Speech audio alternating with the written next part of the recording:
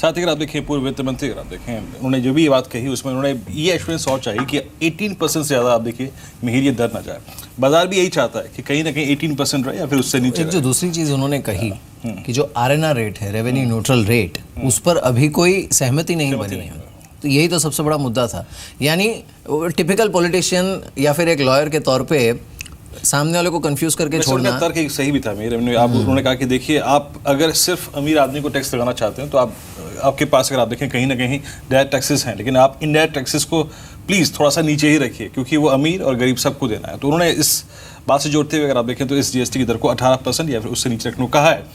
हमारे साथ अजय बग्गा भी हैं बात करने के लिए इस वक्त।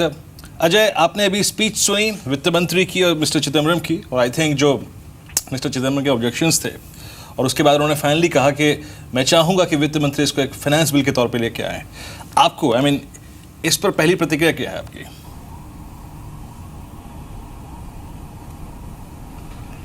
नहीं, देखिए ओवरऑल क्या लग रहा है वीरेन के समझौता हो चुका है इन द बैकग्राउंड और ये पारित होगा बिल। बाकी स्पीच तो है ज़्यादा पॉलिटिकल पॉइंट स्कोर करने के लिए, बट एग्रीमेंट हो चुका है और ये अमेंडमेंट आज पास हो जाएगा। उसके बाद मल्टी स्टेज प्रोसेस है।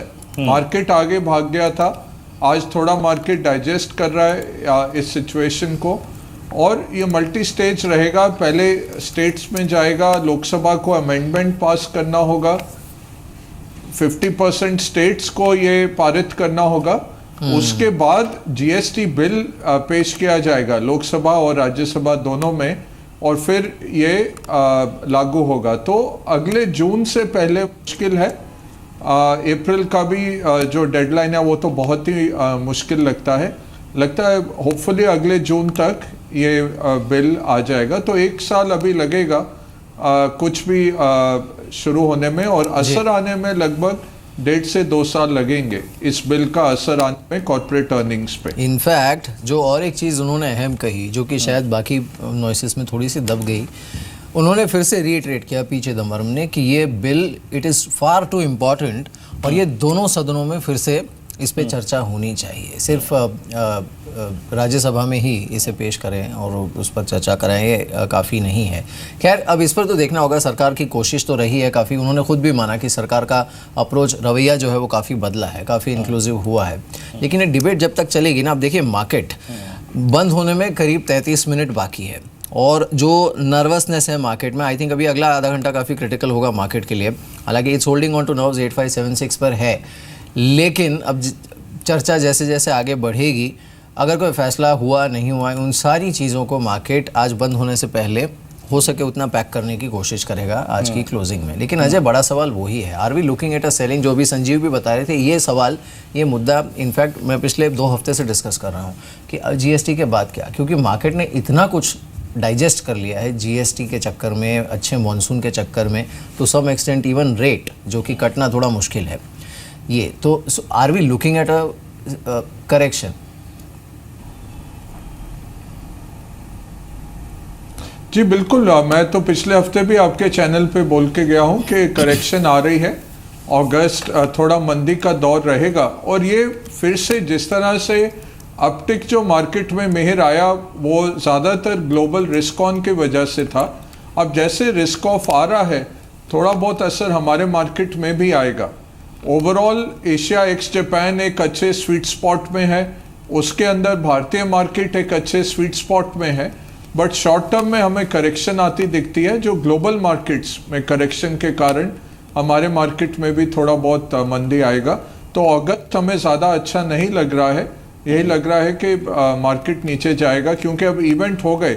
मॉनसून भी अच्छा ही है, जुलाई के अगर फिगर्स देखे 7% बेटर है नॉर्मल से। स्पेशली ये ज़रूर है कि 20% भारत में बिलो नॉर्मल रहा है, बट जितनी सोइंग है, बुआई हुई है, वो बेहतर रही है पिछले साल से। सो ओवरऑल ये 2 बिग इवेंट फैक्टर्ड इन हो गए, अब खत्म हो रहे हैं। आगे अब मार्केट कैटलिस्ट फिर ढूंढेगा और जी, वो जी। फिर ग्लोबल कैटलिस्ट ही आएगा। चलिए, इस बीच जीएसटी बिल को अगर आप देखें, डिस्कस करने के लिए, समझने के लिए हमारे साथ इस वक्त पूरा पैनल है, और इस बीच हमारे साथ एक खास मेहमान मिस्टर निरंजन हीरानंदन जुड़े हैं इस वक्त बात करने के लिए। सर नमस्कार, कार्यक्रम में स्वागत है। इनफैक्ट आई होप आप कुछ देर पहले मिस्टर चिदम्बरम को सुन रहे होंगे, अरुण जेटली जी को भी आपने सुना होगा। अभी मोरलेस अगर आप देखें, ये सहमति बन गई है जीएसटी बिल को लेकर। हाँ, ये कहा गया है कि चिदम्बरम साहब द्वारा कि आप 18% से जीएसटी की दर को नीचे रखिए। सर, पहली प्रतिक्रिया आपकी इस पर, और आई थिंक ये कितना बड़ा एक ब्रेक थ्रू है, एक कितना बड़ा टैक्स रिफॉर्म?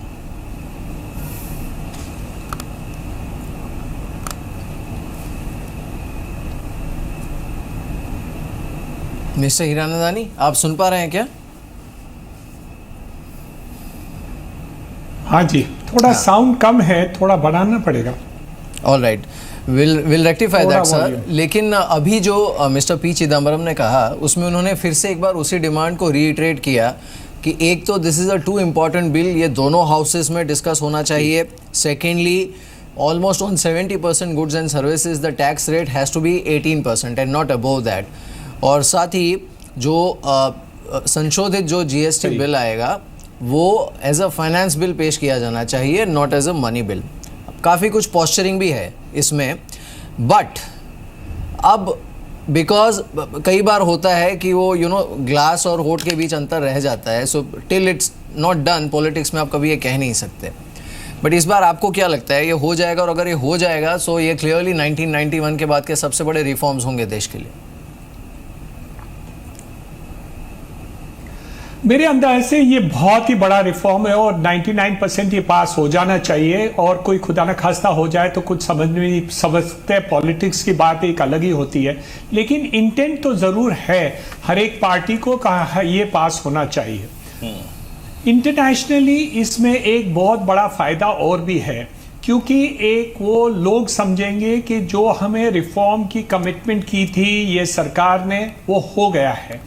तीसरी बात है कि जो ओवरऑल इफेक्ट आ रहा है नेट इंटरमीडियरी के टैक्सेशन लेवल के कारण, वो निकल जाएगा। और फोर्थली, अच्छे मॉनसून देखते हुए और जीएसटी उसके साथ में आने के कारण मेरे अंदाज से जीडीपी के ऊपर जरूर एक इम्प्रूवमेंट हो जाएगी। वो बहुत बड़ी बात हो जाएगी, क्योंकि लोग ये देख रहे हैं कि हिंदुस्तान का 7.2% कैसे हो गया, लेकिन जब 9% के ऊपर चले जाएगा तब एक विश्व में एक नक्की बात समझने को आएगा कि हिंदुस्तान एक अलग देश है, जहां हम मोमेंटम किया है, जो इंफ्रास्ट्रक्चर का काम चल रहा है वो अलग ही है। तो I think it is a turning point in history. वाकई अगर आप देखिए जीएसटी बिल पास हो जाए तो एक टर्निंग पॉइंट होगा इतिहास में। लेकिन सर एग्जैक्टली अब यहाँ से आगे का सफ़र, यहाँ से आगे का एक साल आपको लगता क्या है? जीएसटी बिल मान लीजिए आज ईश्वर करे पास हो जाए, उसके बाद आपका बेहतरीन मानसून, अब आगे जाके जो यहाँ से जब मानसून अच्छा ख़त्म हो जाता है उसके बाद जो पूरी की पूरी गेंद है ना, वो आरबीआई के पाले में होगी कि आप ब्याज दरों को लेकर और उस पर क्या स्टांस लेते हैं। फर्स्ट मूव एडवांटेज लेने के लिए आप थोड़ा सा आगे बढ़कर ब्याज दरों को और घटाते हैं या नहीं घटाते हैं? आपको लगता है कि आरबीआई इस संदर्भ में रिएक्ट करेगा बहुत स्ट्रांगली?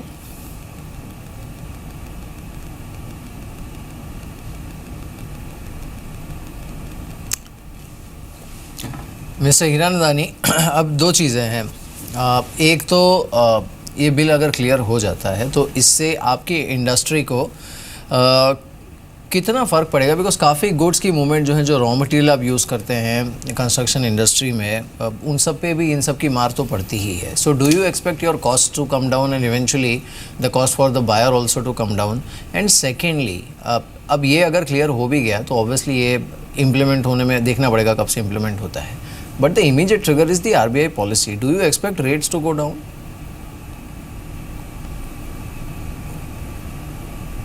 मेरे अंदाज से ये इंटरेस्ट रेट्स की बात अलग है, क्योंकि मैं समझता हूं कि that is dependent more on the monsoon.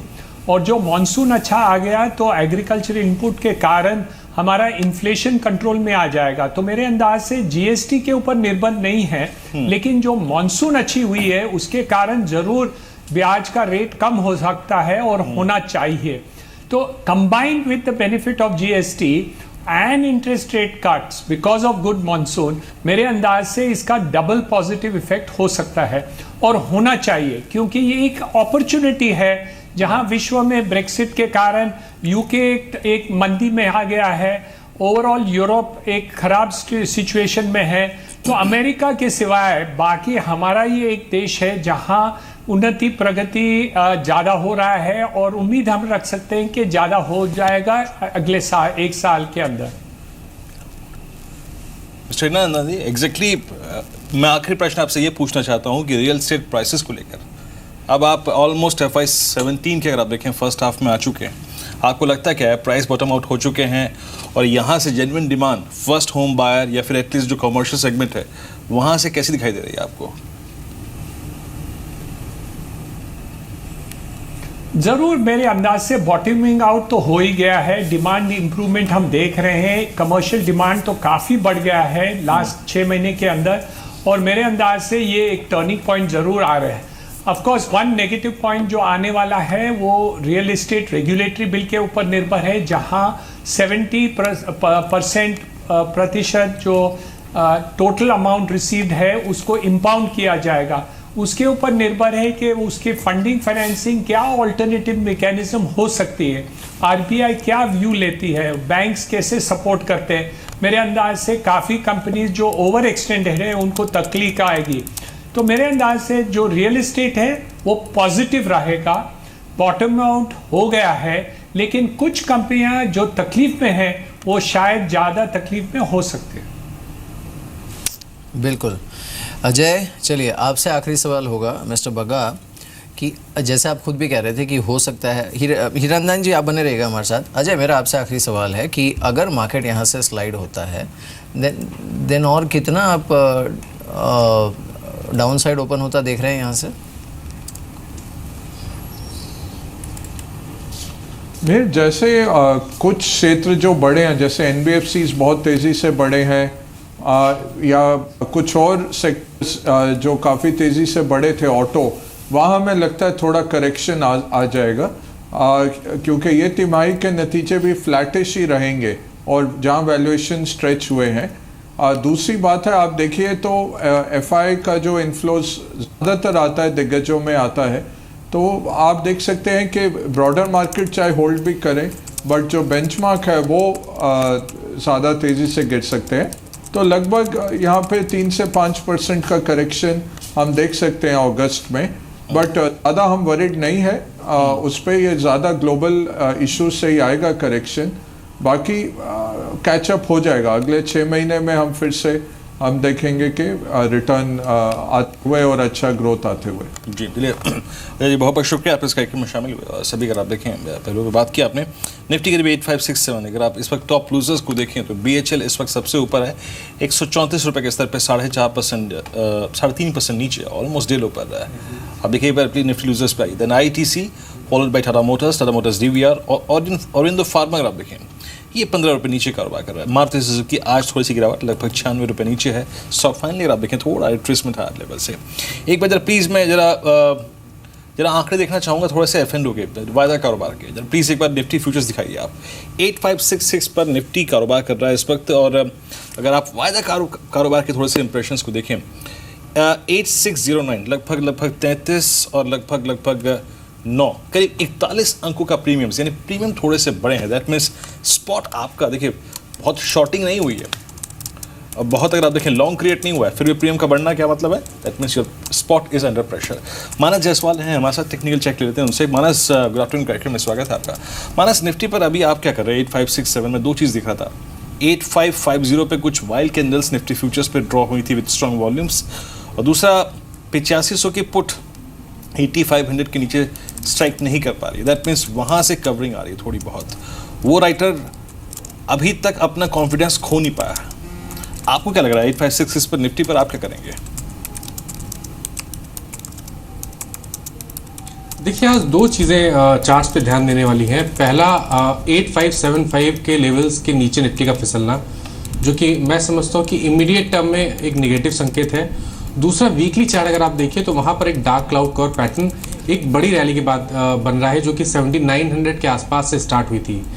तो मेरा समझना ये है कि अगर हम आने वाले 2 दिनों तक 8575 के नीचे ही ट्रेड करते हैं और बने रहते हैं तब आप उम्मीद कर सकते हैं एक डिसेंट करेक्शन देखने को मिलेगा, जिसमें निफ्टी 8400 तक के लेवल्स को टेस्ट कर सकता है, जो कि 38.20% रिट्रेसमेंट लेवल है, जो रिसेंट रैली हमने 7900 के लेवल से देखी है। तो अगर एक्शन की बात करें तो मैं समझता हूँ कि ये स्तर कोई बहुत सही स्तर नहीं है किसी भी तरह का एक्शन लेने के लिए। मैं समझता हूँ कि थोड़ी गिरावट का इंतजार करें, क्योंकि जो ट्रेंड है, जो शॉर्ट टर्म और मीडियम टर्म ट्रेंड है, वो अभी भी पॉजिटिव है। तो अगर थोड़ी गिरावट आ जाए, 8500 के आसपास तक निफ्टी आ जाए, तब आप वहां पर 100 रुपए के स्टॉप लॉस के साथ लॉन्ग पोजीशन बना सकते हैं, क्योंकि जो ट्रेंड है उससे टारगेट करीब करीब 8800 तक के आते हैं। तो आप वो टारगेट सेट करके चले। इमीडिएट टर्म में मैं नहीं समझता कोई ट्रेड निफ्टी में बनता है अभी। जी संजीव, एक बार लॉजिस्टिक स्टॉक्स को देख लेते हैं। सबसे ज़्यादा इम्पैक्ट और सबसे ज़्यादा सेंसिटिव अगर कोई है जीएसटी के प्रति तो वो ऑब्वियसली लॉजिस्टिक स्पेस है, लेकिन वहाँ पर जिस तरह का रुझान देखने को मिला है ना, क्या ये आने वाले समय का इंडिकेशन है that finally the steam will get out further इस स्पेस से? हाँ Mihir, that is what the worrisome thing is. In the last 2 days जो मिड कैप इंडेक्स है वो बहुत जोर से घटने लगा है, and that was outperforming all benchmark indices. तो इसका मतलब ये है कि whether it is a sector like logistics और a lot of the consumption places, यहाँ पे एक inherent weakness already price in हो रही है। और जैसे आपको पता है शेयर बाजार का रूल यही है, buy on rumour sell on fact. जैसे जैसे ये प्राइस इन होएगा तो अब रियलिटी ये आ रही है कि 2 साल तक इसका अर्निंग्स पे इतना इम्पैक्ट नहीं पड़ेगा, एंड द सेंसेक्स हैड और the Nifty had reached a bubble like territory, जहाँ से एक करेक्शन अनिवार्य है, एंड उसमें अब मिड कैप्स की हिस्सेदारी ज़्यादा है on the fall side, which is what will hurt the sentiment. So Nifty as a benchmark also is looking weak, and the broader market correction is worrisome. So आपने जैसे टिप्पणी की, I think the whole sector of logistics, which is anyway a high beta trade, when this news comes, there's a collective basket of buying, and when the news goes, there's another collective basket of selling. I think that is what is being played out. बिल्कुल। चलिए, mister Hiranandani हमारे साथ बने हुए हैं, उनसे हम बात करते हैं। Sir, thanks for staying with us. So overall एक ये जो फियर है मिस्टर हीरानंदानी, वो ये भी है कि once the tax is implemented, GST implement होने के बाद आने वाले 2-3 साल तक महंगाई बढ़ जाती है। आज कांग्रेस ने भी यही आर्ग्यूमेंट की है कि इन्फ्लेशन काफ़ी स्पर्ट होता है। आप what are your views and experience on this? Definitely ये टैक्स जो आएगी वो अभी आज के तारीख में मेरे अंदाज से जो 12% से 18% तक चले जाएगी। एक इनिशियल इम्पैक्ट ऑफ इन्फ्लेशन तो ज़रूर रहेगा, लेकिन नॉर्मली काफ़ी एग्जेम्पशंस होंगे, जैसे फूड आइटम्स पर है वगैरह वगैरह, जो डेली कंजम्पशंस के आइटम पर वहाँ मुझे लगता है कि वो एग्जेम्पशंस कर देंगे। तो जो गरीब वर्ग है, जो कॉमन आदमी है, उनको कम असर हो जाए। लेकिन ओवरऑल रैशनलाइजेशन लॉन्ग टर्म पर सरकार करती है, तो मेरे अंदाज से ये सही रास्ता है, क्योंकि ये रैशनलाइजेशन करने की आवश्यकता थी। लेकिन मुझे एक बात समझ में नहीं आ रही, वो ये रेट क्यों 18% पर कैप नहीं कर रहे, वो मुझे कुछ समझ में नहीं आया। क्योंकि एक मेरे अंदाज से 15+3, 15+2 was a good rate for the purposes of collection of taxes, और ये 18%+2 अभी जो बात चल रही है वो मेरे अंदाज से गलत है। बिल्कुल बिल्कुल। चलिए सर, बहुत बहुत शुक्रिया हमारे साथ इस बातचीत में शामिल होने के